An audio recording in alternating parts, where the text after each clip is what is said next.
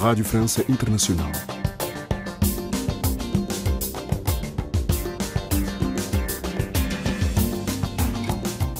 Nesta segunda parte, Liliana Henriques ouviu vários interlocutores que nos fazem o balanço do ano no continente africano.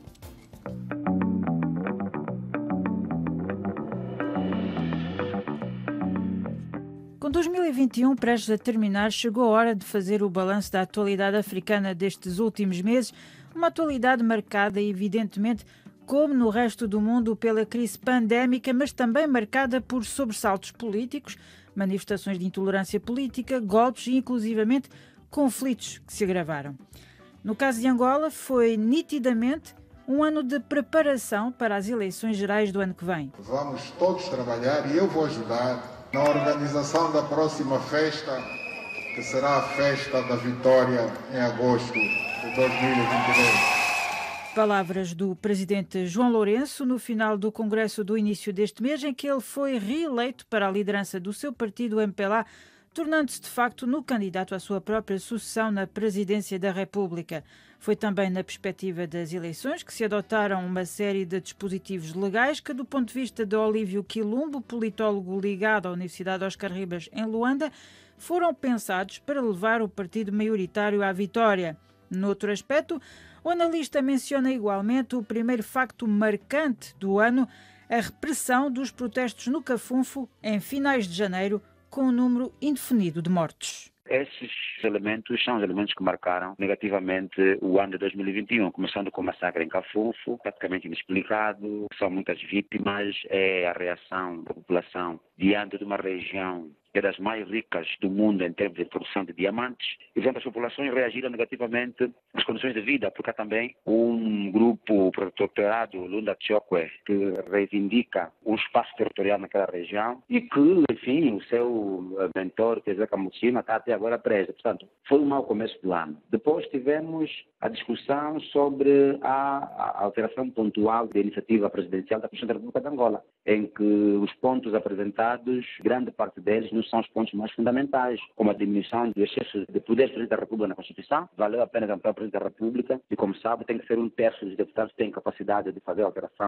da Constituição, e quem tem esse interesse, o MPLA faz dele o que quiser. A seguir, tivemos a lei eleitoral. A lei eleitoral, normalmente os Estados, quando se aproximam das eleições, melhoram a lei. E nós não, a lei foi conformada exatamente para considerar a fraude. Uma lei eleitoral que diminuiu a capacidade de monitorização dos partidos na oposição, da sociedade civil no processo. Uma lei eleitoral que não dá possibilidade de uma Comissão Eleitoral independente. Uma lei eleitoral completamente desajustada à Carta Africana sobre democracia, governação e eleições, bem como aos princípios sobre eleições da SADC. Portanto, estes dois elementos desajustam a nossa lei a nível do continente africano, fazem da lei eleitoral uma verdadeira estrutura que consagra e que dá ao MPLA a possibilidade de se manter no poder e ganhar eleições quantas vezes for necessária. Em Moçambique, o ataque em finais de março contra Palma, na região nortenha de Cabo Delgado, levou a uma tomada de consciência que resultou, alguns meses depois, no envio de tropas ruandesas e regionais para apoiar as forças moçambicanas no combate ao terrorismo.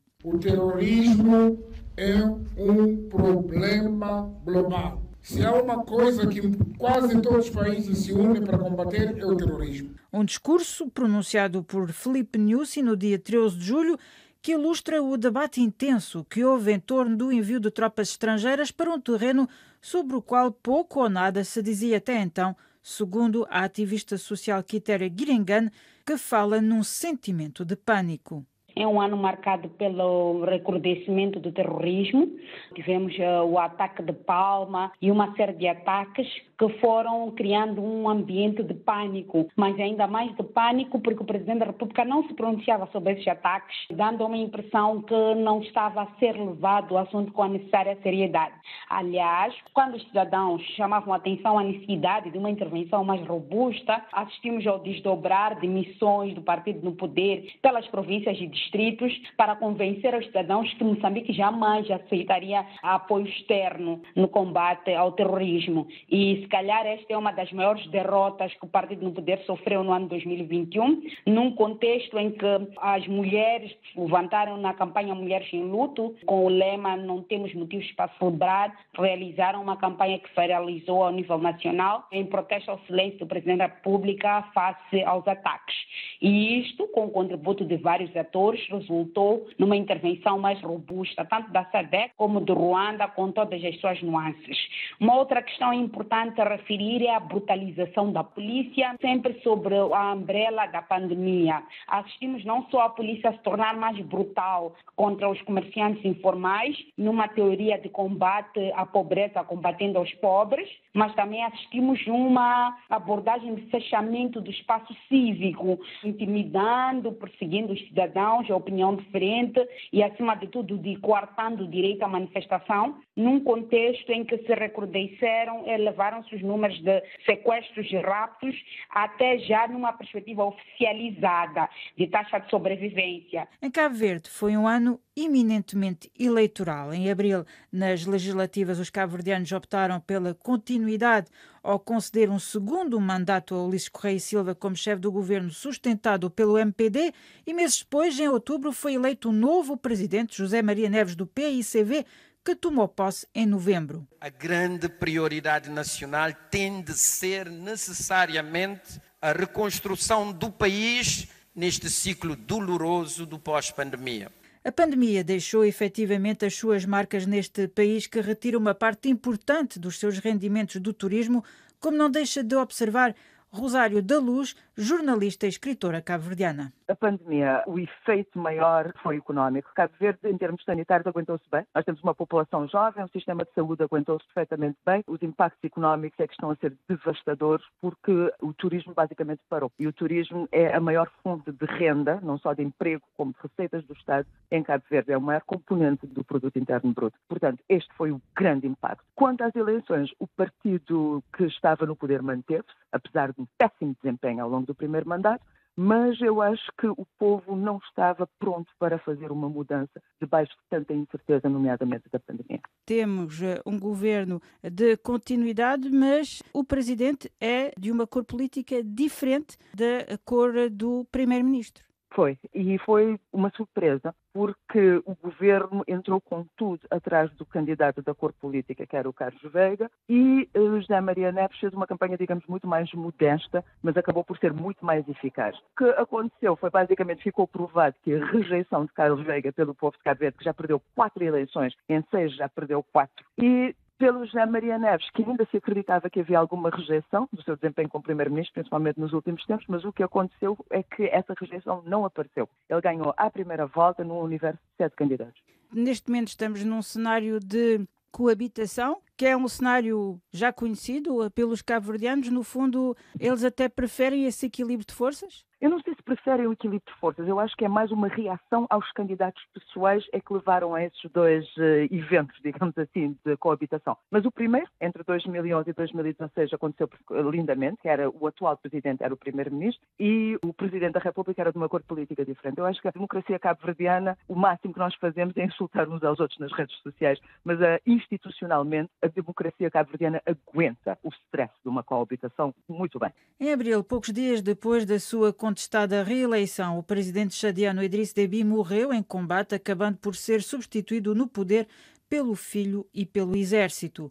Entretanto, no Mali, depois de já terem perpetrado um golpe de Estado no ano passado, os militares cometeram um golpe dentro do golpe em finais de maio, ao demitir as entidades civis que ainda tinham algum poder. Assimi Goïta, líder dos golpistas, que passou a assumir a presidência, explicou que tinha sido preciso escolher entre a estabilidade e o caos. Il fallait choisir entre la stabilité du Mali et le chaos. Nous avons choisi la stabilité.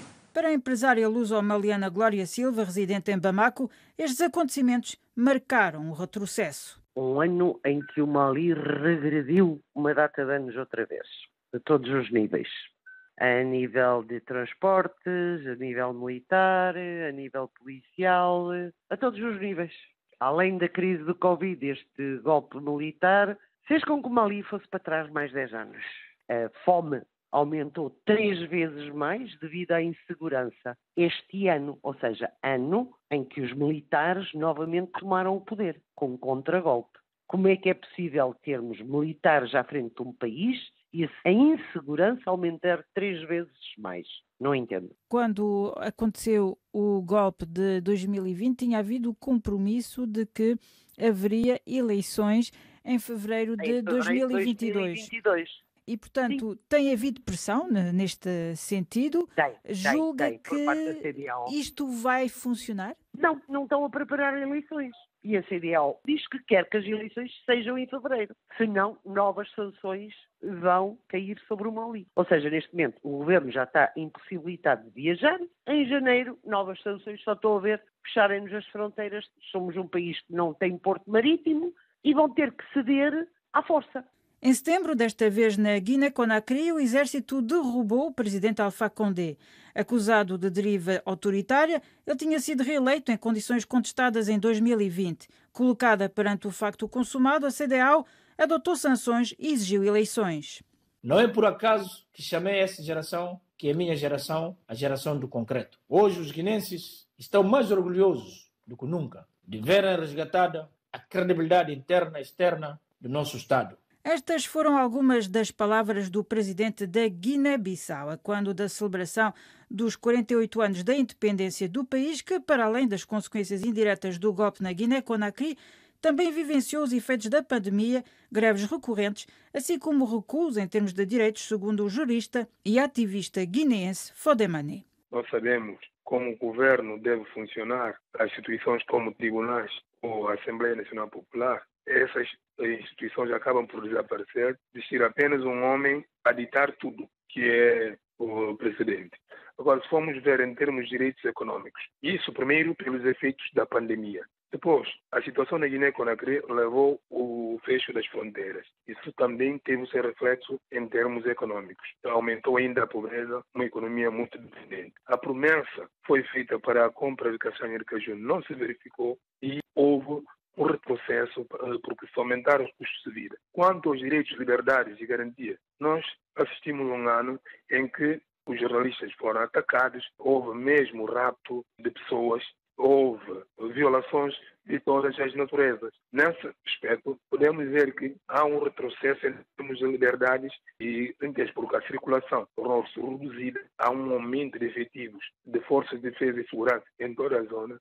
E hoje, para trazer uma mercadoria da região do interior do país para a capital, há várias barreiras. E essas barreiras pedem sempre algo de forma ilícita. Que esses efetivos que foram colocados não estão a receber salário condignamente. Acabam por estar a extorquir dinheiro à população. Nestes últimos meses, multiplicaram-se as greves, essencialmente no setor da saúde e da educação. Isto parece não ter solução para já. Não há solução, porque a única estratégia dos que assumiram o poder é dividir, desgastar, pensando na pobreza das pessoas, vão desistir e render-se perante esse desmando. Não há uma ideia de tentar negociar como deve ser. Só para ver o orçamento que foi aprovado, aumentou para o funcionamento da Presidência da República em 48%. Não havia dinheiro para outros setores. Não há condição para que os trabalhadores estejam motivados para trabalhar. Entretanto, no Sudão, em outubro, os militares derrubaram o poder civil e fizeram cair por terra a transição que se tinha encaminhado depois do afastamento do ditador Omar el-Béchir em 2019. Na vizinha Etiópia, agravou-se o conflito iniciado em novembro de 2020 no Tigre, no norte do país, um conflito de uma rara violência. Os apelos do secretário-geral da ONU, António Guterres, para um cessar-fogo imediato não tendo sido ouvidos. All parties must immediately end hostilities without preconditions. Para Alexandra Dias, especialista do Corno de África ligada à Universidade Nova de Lisboa, foi claramente um ano de recuos. um pouco por toda a região, nós estamos a assistir a um recuo assustador em termos daqueles que tinham sido os progressos alcançados, com ainda a situação mais preocupante, mais dramática na Etiópia, que também está a estilhaçar para o Sudão, e muito recentemente os refugiados oriundos da região norte do Tigre da Etiópia foram alvo de um bombardeamento aéreo em território sudanês, num campo de refugiados. Ou seja, quando nós aqui falamos da situação do Sudão e da situação da Etiópia, da situação da Eritreia, da situação da Somália, temos que ter em conta as dinâmicas regionais, o envolvimento de atores externos à região, desde as monarquias do Golfo à Turquia, que só ressalvam a importância geoestratégica desta região, e estamos a assistir a um ciclo de violência sem precedentes na região, que é combinado com as secas cíclicas e uma fome sem precedentes da guerra. Os ciclos de violência são recorrentes na região, o que é verdadeiramente preocupante, e sem precedentes na região, e em particular na Etiópia, é a tomada como alvo de cidadãos de uma determinada etnia e o perpetrar de atrocidades a uma escala em ascendente e em espiral contra cidadãos de uma determinada identidade étnica. E temos a Etiópia em guerra civil, já desde 4 de novembro de 2020 a esta parte, e a situação continua preocupante, com ramificações para toda a região. Noutra parte do continente, em São Tomé e Príncipe, elegeu-se o novo presidente, Carlos Villanova, que tomou posse em outubro. Juro, por minha honra, cumprir e fazer cumprir a Constituição e as leis, defender a independência nacional, promover o progresso económico, social e cultural do povo são-tomense. Para além das presidenciais, a vida dos são-tomenses foi igualmente marcada pelos efeitos da pandemia e o aumento da contestação social, conforme observa o analista são-tomense Olívio Diogo. Realmente, o ano 2021 é um ano que fica marcado pela pandemia, e também foi o ano em que nós vimos ser eleito o novo presidente da República, não é? Começando por a pandemia, não tem muito a dizer, que realmente contribuiu significativamente para a atividade que tinha vindo crescendo mais no país, que é a atividade turística, sofreu bastante com a questão da pandemia. Essa infinidade de voos e isto tudo fez com que o país não conseguisse continuar a catapultar um dos setores que tem vindo a crescer. Por outro lado, tivemos o novo presidente da República, que é um presidente que vem da ala da oposição e conseguiu eleger o seu candidato contra a maioria que hoje sustenta o governo, que também apresentou vários candidatos e também ao longo da campanha foram vários atropelos que eles fizeram entre eles, fez com que eles não pudessem eleger o seu candidato. Este momento é um momento especial. É preciso dizer também que não é novidade aqui no país, já vivemos este tipo de situação. Neste momento temos uma coabitação política com um presidente muito dinâmico, é um presidente que não quer ficar sentado no gabinete a ver as coisas acontecerem. Ele tem ido a terreno, tem acompanhado, visitado as pessoas, instituições do Estado, e daí que essa coabitação, até este momento, tem sido uma coabitação saudável, muito embora o Presidente da República, ainda neste final do ano, venha solicitar ao Primeiro-Ministro a tal propalada remodelação governamental que foi anunciada pelo seu Primeiro-Ministro e que nunca aconteceu. A resposta a isso, o Primeiro-Ministro veio dizer ao povo que não é fácil governar num clima de muitos partidos. Ele está a governar com mais de um partido, a mistura, daí que ele veio dizer que ele não conseguiu introduzir a remodelação governamental porque o governo não dependia só de si, o que nos faz entender que, se calhar, a remodelação seria só para os partidos que estão coligados, não para o partido que ele próprio gere, e daí que é um ano que fica marcado também pelos problemas sociais.